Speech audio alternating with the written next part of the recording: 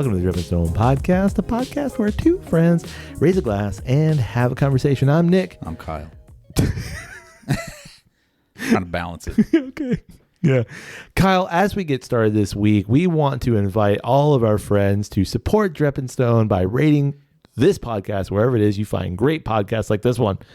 Yeah, give us a virtual high five. We'd also love it if you just tell someone about Dripping Stone. Yeah, indeed. And if you feel so inclined to donate a few extra dollars to the Dripping Stone podcast, you can do so through our Patreon page. It's patreon.com/Dripping Stone. That's so generous of you to do that. It is. And we'd also love to recommend something to you. What's that? Go to your nearest cabinet. Yeah. Open that cabinet. Gotcha. Find a cup-like vessel. Ooh. Take it out of the cabinet. Right. And fill said cup-like vessel with whatever liquid suits your fancy. And I would love a video of people doing that with whatever random thing they pulled out of the cabinet and filled up with whatever random liquid based off of Nick's very, loose suggestion of an activity.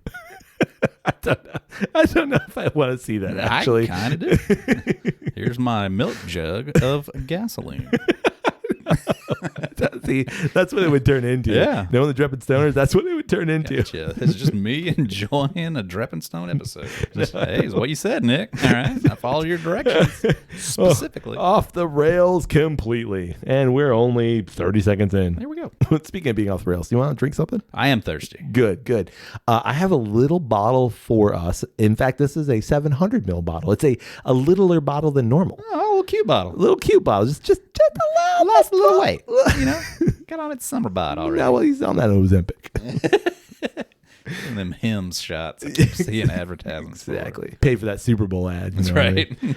Can we say Super Bowl? No, I don't think we can. Actually. Damn it. That big game ad. Yeah. Yeah. The big game. Stupid. Yeah, I don't get it. Whatever. This is the Laphroaig Isla Single Malt Scotch Whiskey. This is the Cairdeas Cask Favorites. Sweetness. Yeah, well, maybe. Yeah, it might be some sweetness. It might be some sweetness. So this was the every year since 2008. I think it's 2008. Good year. Laphroaig has been releasing the Cairdeas for the Friends of Laphroaig, which we're friends of Laphroaig. We are friends. Yeah. Good pals. We are good pals. And so the Cairdeas is a kind of like the Ardbeg releases and the Bunnahabhain special releases, like that kind of deal. Right. It's their exploratory. Yeah, it's bottling. It's a limited edition bottling. It's, a limited run. Here's the thing that we're doing this year, and we happen to have the 2024 because this is released generally in May. And I actually had this bottle in Scotland, and when I had it at the Laphroaig distillery, they said, "You're from the States?" I said, "Yeah." They're like, "You're not going to get this for quite some time," and so they made it sound like we weren't going to get the Cairdeas here in the States for like a year, but I found it last month. So here it is. There you go. Yeah. This is the cask favorite. It is a 10-year Cairdeas. There's some box words. You want me to read into? Sure. Cool. This 10-year-old Cairdeas brings everyone together to celebrate 30 years of Friends of Laphroaig. Distillery manager Barry McCaffrey and master blender Callum Fraser chose to create an ode to our friends using two well-loved Cairdeas releases as inspiration. So this is actually a marriage of two separate Cairdeas releases. Interesting. Yeah. 2019's Triple Wood and 2021's PX Cask. An age statement whiskey harking back to our first Cairdeas expressions. This is a Laphroaig that matches our punchy, reeky peat smoke and minerality with fruity, sweeter qualities. So normally Cairdeas doesn't have an age statement. So this is interesting because it is 10-year and Laphroaig is like, that's their standard age statement. Right. And it's a blend of the Triple Wood, 2019's Triple Wood Cairdeas release and 2021's PX Cask Cairdeas release. So are you taking that they had left over? That's what I'm taking. Or are you thinking that they just went ahead and put more into new barrels? Yeah, no. Then blended that? I take it, the way I take it is that they had left over 2019 and left over 2021 PX casks in the barrels. Right. And so then they married those two things together, and one of those was 10 years, so they can now call it a 10-year age statement. I don't think both had to be 10 years. At least 10 years, correct. Yeah. So that's what I meant. Like one of them was, the minimum age. They both. This was an age statement that they both qualified for. Correct. Yeah. So one of these could have been 20 years. But yeah. So I don't think what they're doing is just popping open a bunch of bottles and pouring those bottles. I don't think Brendan Fraser's literally just standing over a vat and like. Did you say Brendan Fraser? No, I did say Brendan Fraser. I meant Callum Fraser. That'd be funny. George of the Jungle standing over. Yeah. Rick O'Connell. Yeah, standing over there. Yeah. Wow. Ooh. 1999 Brendan Fraser. Oh, buddy. Get out of town. Yeah. No, I want to be in town when he's in town. Oh, right. Yeah. I don't think that's what's happening. If that's what you mean. Yeah. No, I wasn't suggesting that. I literally meant like they had barrels that they didn't bottle. Yeah. For both of these releases. That's what I take. Yeah. Which is just kind of like interesting. Yeah. Why would you not just do like that? why did you not bottle those if that's what it was? I mean, no, I understand why you didn't bottle it. You want to hang on to it and kind of do a thing with it. But then like, all right, y'all made a lot of whiskey in 2019, 21. But then you tried it, and you were like, let's put these two together. Let's see if it makes it better. Yeah. A Cairdeas, that's Gaelic for friendship, release is always special. It's where we create something that's just for our friends. It's 30 years since we started the Friends of Laphroaig, so this edition of our cask favorites is our way to say sláinte. Enjoy it with friends. We're going to do that. Sláinte. Knowing you're always a friend of Laphroaig. Cool. What's cool about this, too, is that most Laphroaig caps are now all plastic. Yep. But this one's wood. Look at that. Yeah, I know. So they did a little for it. Sexy. Solid. Man. Look, holy crap, man. Look at this thing. Yeah, that's bourbon dark. I would venture to say darker than most. It has a red tint to it that's darker than most bourbons. Yeah, it's suggestive of sherry cask influence. So the color of this is influenced, I think, a lot by the PX. Right. Which is, let's be honest, it's a type of sherry. Sherry. But my sherry. More. The 2019 Cairdeas release was the triple wood at cask strength. So like their triple wood is one of their more affordable releases. Like they have the Lore, the 10, the triple wood, the Select. Those are kind of like their core releases. Quarter cask, that's right. This one, the 2019 Cairdeas, is the triple wood, but at cask strength. Gotcha. And the triple wood is a blend or a marrying of first matured ex-bourbon barrels, so American oak. Right. Then they throw it in quarter casks, and then they finally throw it in European oak casks, which contained sherry. Whew, you follow all that? I got it. All right. So it's aged in just three a different lot of woods. damn wood. Correct. Right. And then it's a marriage of the 2021, which is a PX cask. Which is a Pedro Jimenez. Correct. Gotcha. Anyway, so I think that's where this rust color comes from. The sherry casks that the triple wood ended in, were they quarter? I don't think. I think they're just like European. Normal. Yeah, Urinal cask. Not urinal cask. Urinal cask. No, urinal. Those little urinal cask cakes. Urinal cake. Yeah. Did I say the ABV? Nope. Okay, I'm gonna say the ABV 52.4 or 104.8 proof. 104.8. Yeah. All right. On the nose. Yeah, it's got that Laphroaig smoky kick, but it's like wrapped in sweet. Yeah, like cake, but like fruit cake. Like, but not bad fruit cake. Not that nasty fruit cake. See, I get like red velvet cake, and I think it's just because it's red tinted. Right. But I like it's all the Laphroaig with a cakey sweetness. Yeah, I get like a nut bread though, like a banana like nut. A banana nut, like a walnut bread. Yeah, like some sort of a nutty bread. Nutty bread with some like salt chunks in it. Yeah, it's got like some red berries in it. Yeah, you're not wrong. Maybe it's just like jam on top of it or something. Like you take that banana bread and you spread raspberry jam on it. Yeah. I don't think I want it. But I was gonna say, do you toast that banana bread? Or you just chuck it in the microwave for like 10 seconds. Oh, dude, that's fantastic. Like warm banana bread. I mean, this smells fantastic, too, but warm banana bread. Oh man, I could nose this all day because every time I go back to it, it's like, oh, Pete's back, and then you go back and like, oh, there's the sherry. Oh, there's the bourbon. Right. Because normally each one of those things like will present itself and then just go on. Yeah, they just all keep popping through at different intervals. I really like that. Great nose. Yeah. And what I also like, and maybe it's a bit deceptive here, is that the proof is not super punchy. Like I'm not, socked in the nose with proof. Right. All right, shall we? Okay. God, it's so pretty too. It is really pretty. That is fantastic. It makes me wonder, like, is this going to be bitter? Is this going to be no, have a no, lot no. of wood influence? No, I'm gonna say it's gonna be spicy. I think it's gonna be sweet. Okay. All right, here we go. So many layers, Onions have layers. just like ogres. It Bites hard Ooh, okay. for only being 104, It really it punches way up. and it quite spicy. Oh yeah, Proof spicy. proof spicy. And then you got this really beautiful sweet that just kind of caresses you. Yeah, the whole way. That's really complex and really good. Like, Yeah. enough smoke that it's there, but it's not like overwhelming Laphroaig smoke. It's like really enjoyable, just like kind of like It's a bit more smoked meat smoke. Yeah, it's a bit more tame than regular Laphroaig.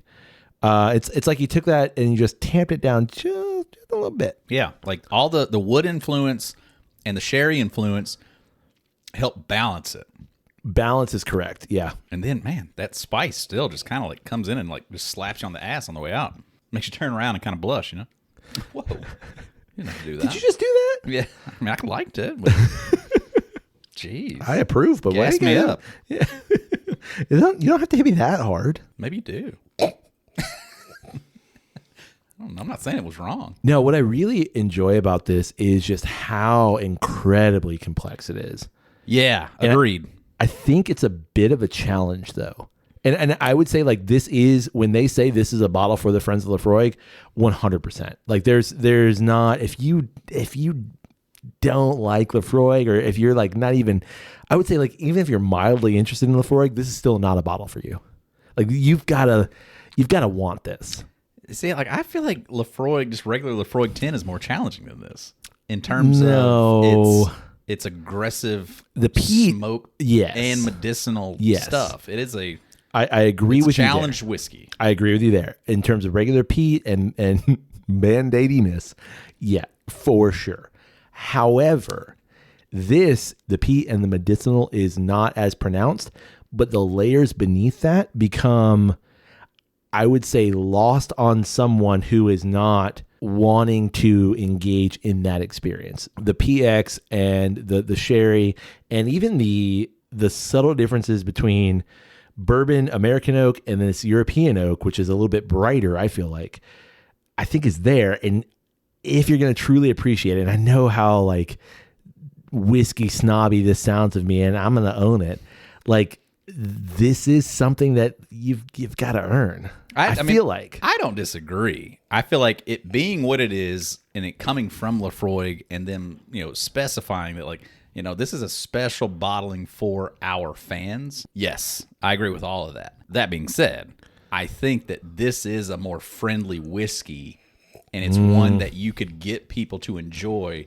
before having them enjoy Laphroaig 10, is what I'm saying. Like, I could give this to someone and they're going to enjoy this more than regular Laphroaig. If they let's say they don't like smoky scotch, or they've never had smoky scotch, I think this is a better introduction into that. Okay, because it's sweeter, it's got more desserty kind of qualities to it that I think it would be a better first introduction. All right, here's Laphroaig 10.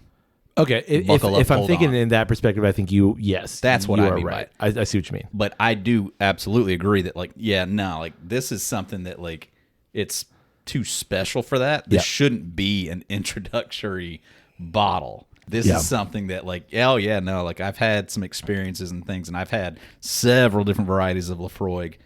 I want to try this one. Yeah. And that's how you earn it. It reminds me of some ways like the Warehouse 9 Bunnahabhain stuff. Right. Of like you can get those things online, but I feel like it's cheating in some ways. Yeah. Like, you've got to go to Bunnahabhain to earn the Warehouse 9 stuff.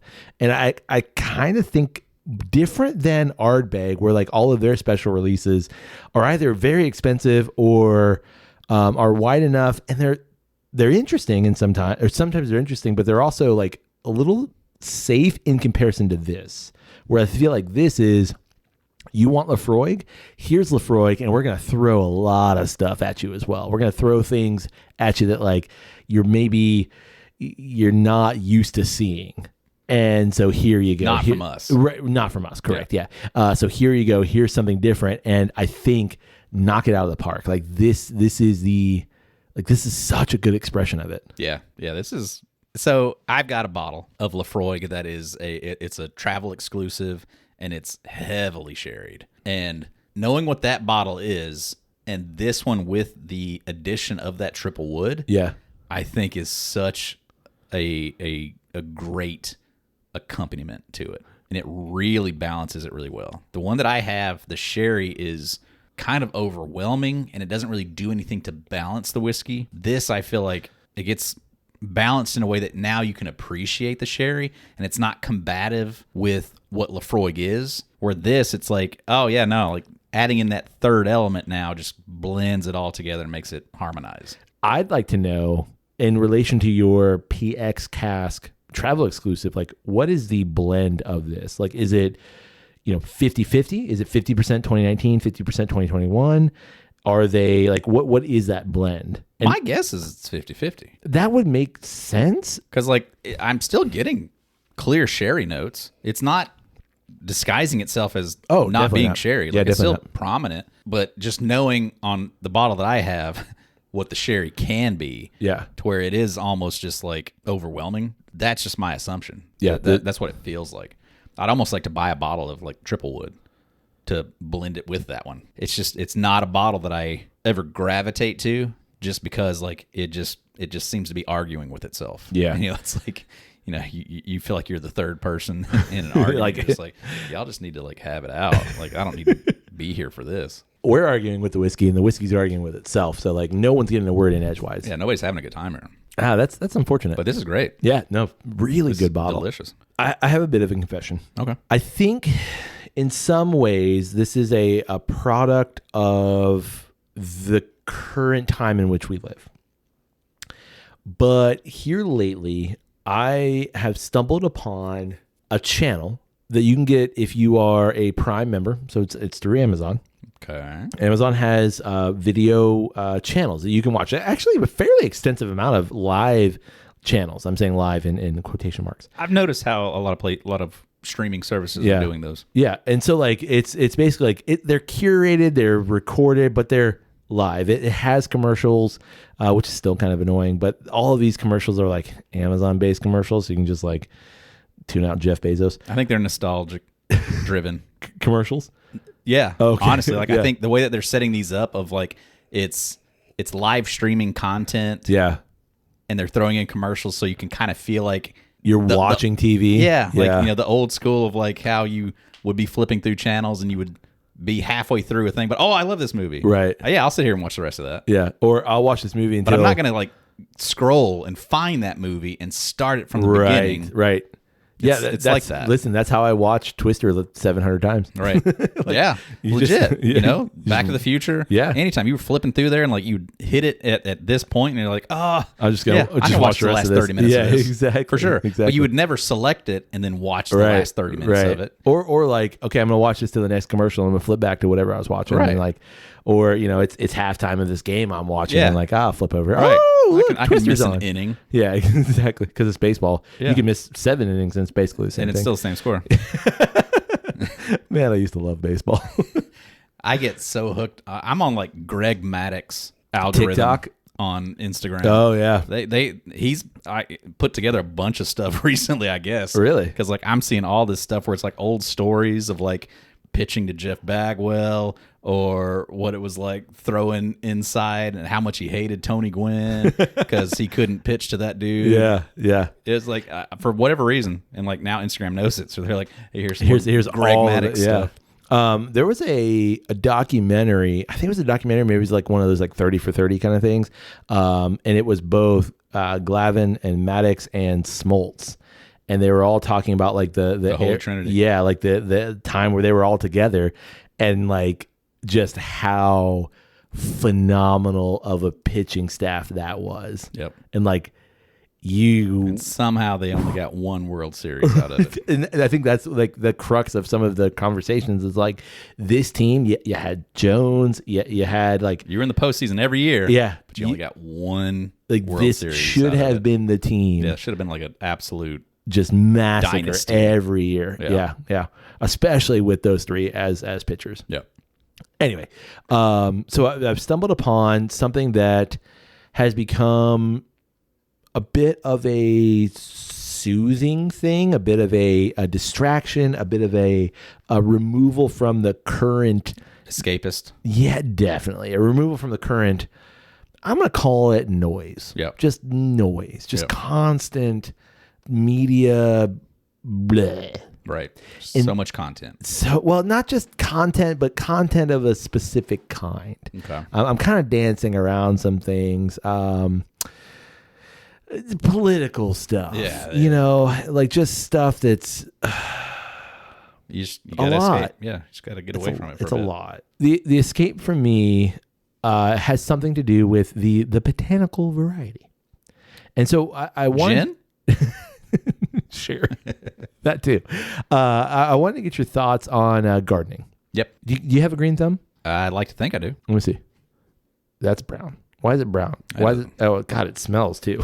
Put it back where I found it. Gross. I was wondering why you're sitting all funny.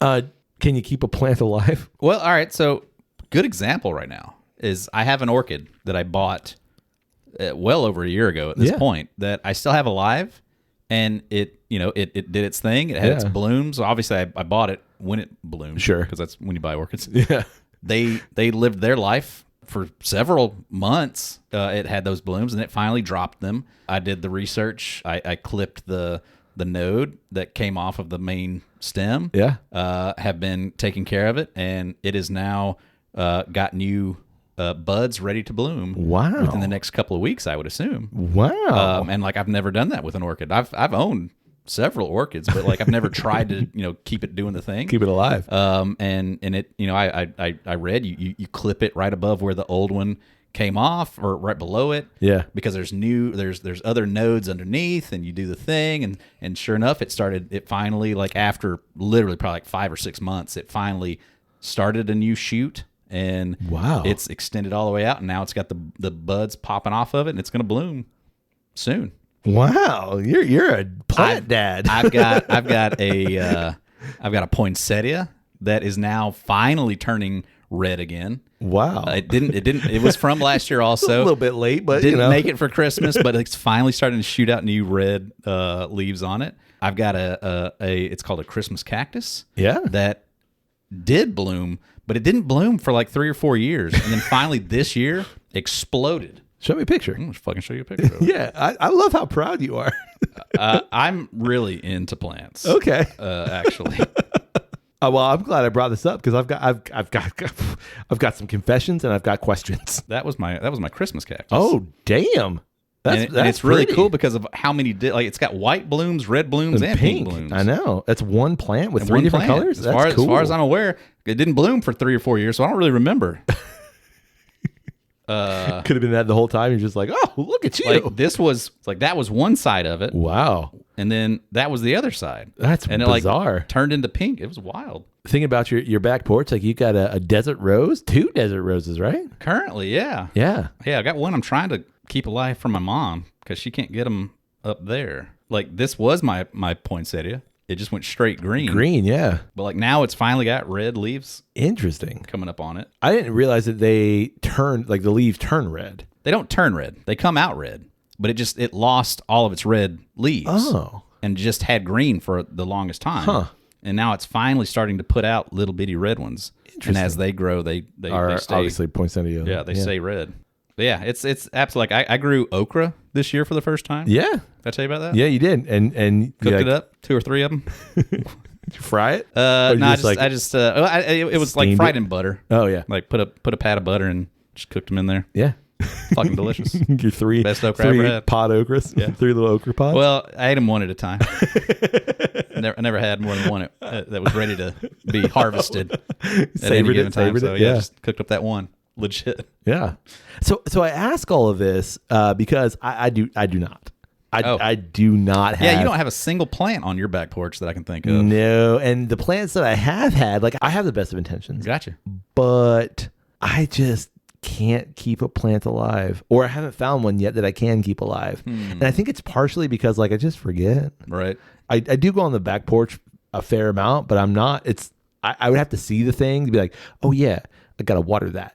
Or like I've tried to grow. I love herbs. I love fresh herbs. Right. And I've tried to grow, like a woman that I used to work with was like, yeah, basil, man. Basil's the easiest thing to grow. It's just like it just wants to be alive. Like you can't kill it. I killed it. Yeah. The whole thing died. Right. I tried, I've tried growing a bunch of things. My grandmother could grow anything. Right. My mother-in-law, she's got an orchid that my grandmother gave her like 15 years ago at this point. That plant's still going. Right. I'm like, wow. Hopefully I don't inherit this thing because it's going to die. Right. Because like, I can't. And I don't want to be the one that did that. Right. To it. I don't. What are the succulents? I know that succulents are fairly easy. Right. To take care of. Especially in Florida, I think. Sure. You can throw those on your back porch. Yeah. No, I've killed those. Yeah. No kidding. Yeah. Cacti. Cacti are fairly easy to grow. You don't have to do a whole lot. Right. Killed those. Huh. Yeah. I cannot, like, I'm surprised my grass is still alive. To be, Yeah, your grass looks great. Thank you. My grass does look pretty good. Yeah. Trees are terrible. I keep getting these little flyers. People pamphlets. Pamphlets. You should take better care of your tree. Exactly. But I cannot keep plants alive. Which brings me to the shows that I've been watching. And those are primarily Gardeners. You watching HGTV? No, but pretty close. Right. I'm watching Gardener's World with Monty Don. Interesting. I don't even know what that is. It is the British gardening show. Gotcha. It's been going on since like the 60s, and now it's hosted by a guy named Monty Don, and it is guilty pleasure doesn't even really define it anymore. Right. Because I feel no guilt now. Like at some point, Carol like caught me watching. I was like, turn that off. Yeah, I'm so sorry. Yeah, and now I'm just like, I don't care. Just turn it on. She's like, what is this shit? Please turn it. I'm watching corn. I am watching corn. Right. And like, so there are a couple of different types of Monty Don Gardener's World perspectives. One is which like he has a garden at home. I presume it's his actual home. And he's like, walking you through, here's what I'm doing. Here's what you should plant. Here's how you plant things. Here's the seasons is the whole thing. But there's also parts where he's like traveling, and he travels to one that's I've seen now like twice somehow. So I think there's some schedule that they're on. He travels to Sorrento, and he like goes through gardens, and like he'll walk you through gardens of Europe. And there's parts where, or there's shows where he's in LA, and he's talking about all these like beautiful gardens in LA. It fascinates me to no end. Yeah. And I don't need to like pay attention to it. Right. I don't need to like sit there and watch it, but I will. Right. But it's like things on in the background, and I can just look up and like, oh, there's some beautiful plants.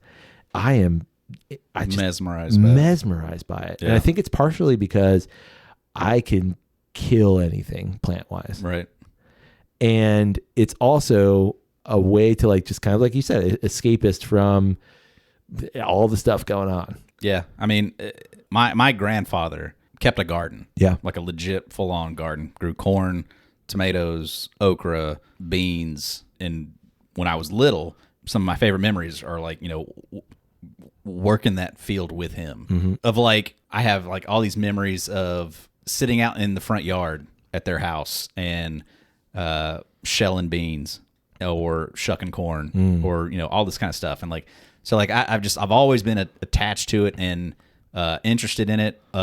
My grandmother had so many flower beds and so many daylilies, and so like an activity that we would do every day when I was out there is we'd go along and go pluck off all the old blooms from the daylilies that they literally last a day. Yeah, daylilies. I mean, I believe. So you'd go out and you'd pull the ones from yesterday and pluck those off so that the ones today just look better. Oh. She literally had probably like a dozen flower beds of daylilies Wow. that grow up like waist high. Yeah. And so we'd just go along and pluck off all the old ones and throw them down. But yeah, no, like I love plants. Like you need to take a look at the back porch next time you come I over. will, yeah. My back porch is overrun to the point that like it drives Maria a little crazy that I've got so many plants. I mean, I've started propagating. Ooh. I've started propagating Pythos Pithos Yeah. plants. Sure. Because they're like, you can't kill it. I'm gonna fucking give you one. Nah, bro, I'm gonna kill. Won't. I can't. will. I will. swear I you will. can't. You can give me one. Because all you gotta do is just put it in water. Yeah. It doesn't have to put it in dirt. Sure. You just put that thing in water. It's gonna die. I promise you. Bring me one. I would love. I would love it. I can give you 30. I've got so many because like I Listen, started out with hold 2. on. I'm gonna be good with just like one. Like, let's be honest. Maria bought me like a little thing that we can sit out on the counter now to propagate. They've got all their little separate little things, and I've got the little sprouts in there and stuff. Wow. Yeah, I want to start propagating. We've known each other for almost 15 years at this point. Yeah, I had no idea. it's just Is it a recent development for you? Like, I've always known like you've had plants and stuff, but Right. I didn't know this was like a thing. the propagating and stuff has only just started within the past 2 years or so. This is like sexy time with plants, right? Yeah. That's what propagating is. Like, you're like, you rub the plants together. All right, so a pithos plant is a vine plant Okay. that grows down, and then it has aerial roots. So as they come down, so it's in the dirt, and then the vines come down, and then it creates a new leaf, and each leaf that comes out, it has a little aerial root that shoots out. So you can clip it, and so that it has the leaf, and then it has the Little root? little bit of a stem, and it has that aerial root. And you can just take that and put that in water, whole new plant.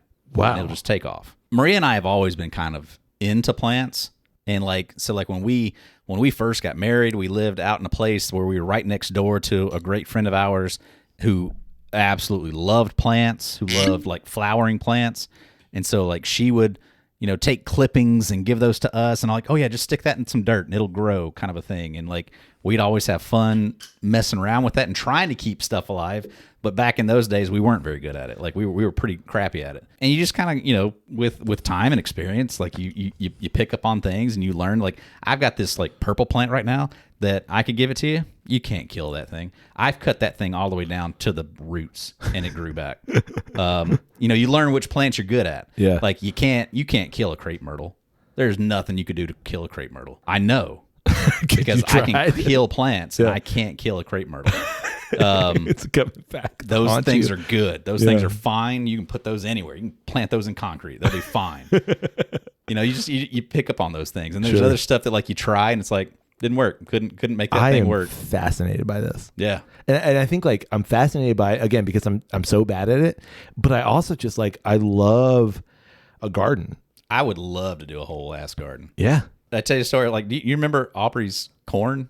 No. Did we ever talk about that? No. So Aubrey, one time when we were in Alabama, Aubrey found a Christmas decoration that had it's like one of those things, like almost like a pasta wreath. You ever do one of those or something like? Yeah. It was just like a arts and crafts thing that had corn somehow utilized in it, and she kept it and put it in her pocket and brought it back home to Florida.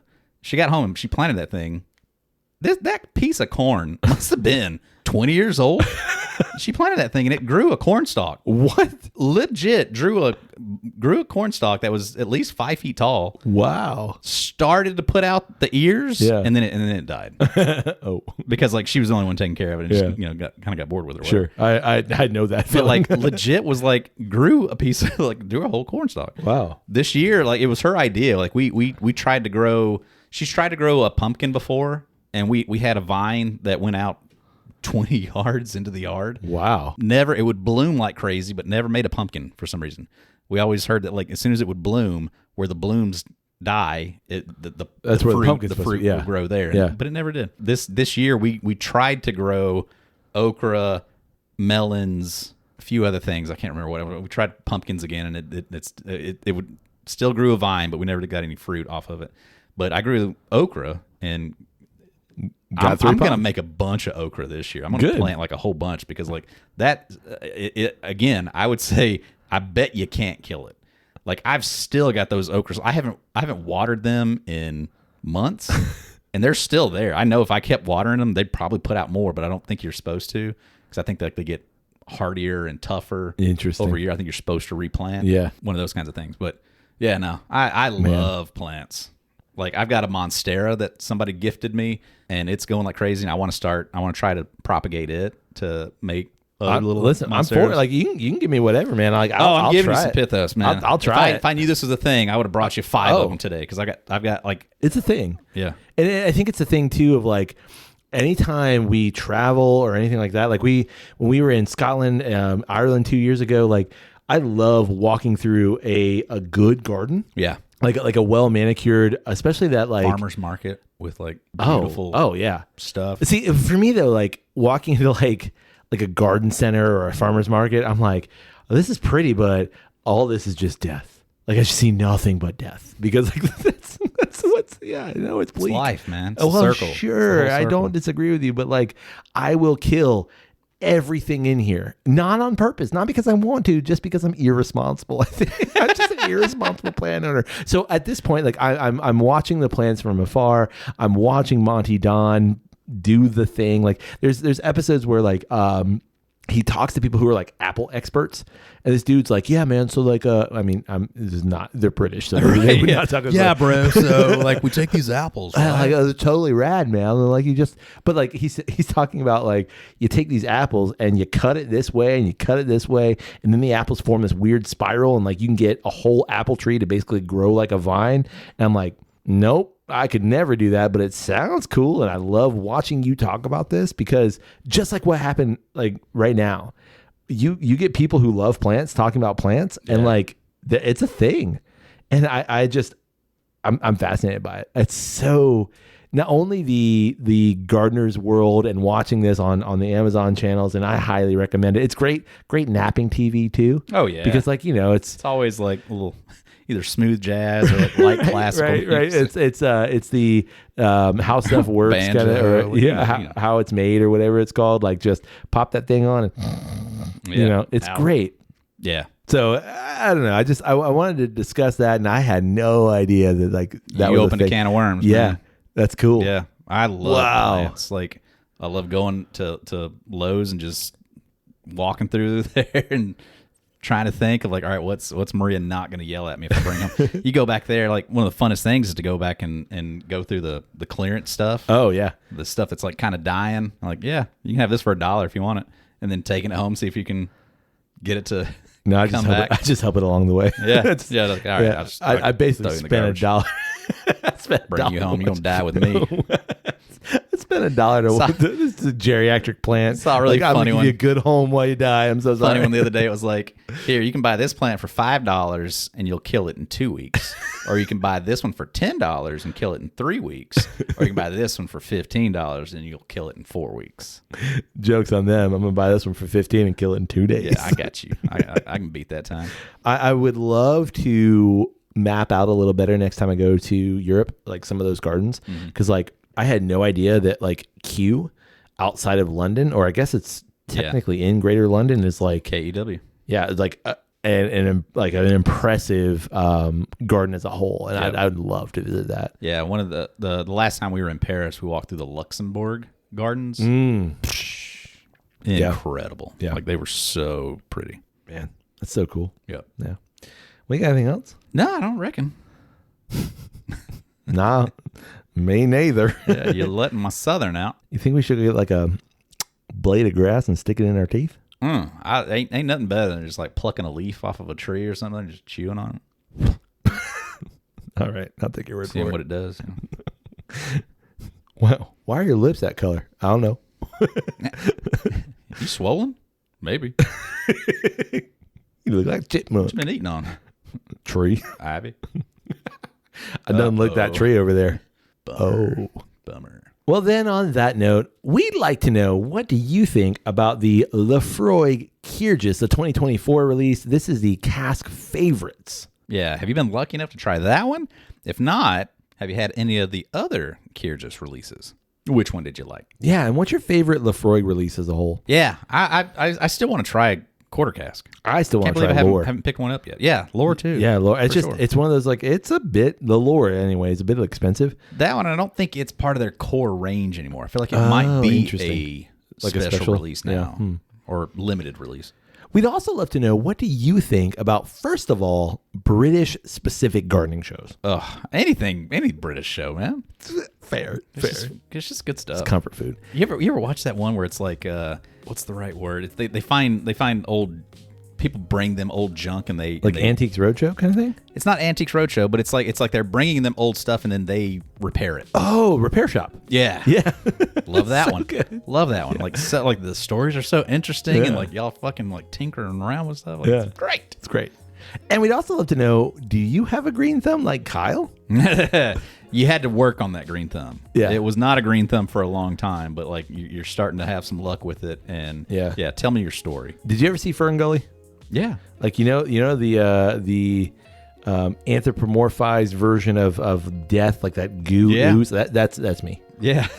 I am that in your essence. Yeah, whatever that is. I am just. Fuck. It just sorry. turns to death. Yeah. You got the Midas touch in reverse for sure. Yeah. Well, you can get in touch with us through email. It's drepandstone@gmail.com. You can also get in touch with us through social media. It's always one word, Drep and Stone, DREP and Stone. Come find us like a thing. We'll comment on some things and have a conversation about some things, and we'll enjoy those things. Corn Hub, where gardeners gather for delight.